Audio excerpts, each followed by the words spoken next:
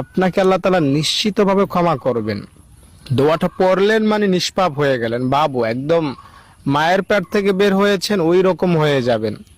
হাদিস শরীফে এসেছে, নবীজি বলেছেন 5 বার যদি কেউ গোসল করে তাহলে তার শরীরে যেমন ময়লা থাকতে পারে না, 5 ওয়াক্ত নামাজ পড়লে তার কোনো গুনাহ থাকতে পারে না।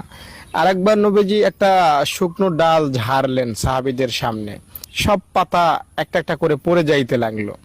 তো নবীজি বললেন যে বান্দার গুনাহকেও আল্লাহ তাআলা এভাবে আমলের উসিলায় মাফ করে দেন, সব গুনাহ ঝরে পড়ে যায়।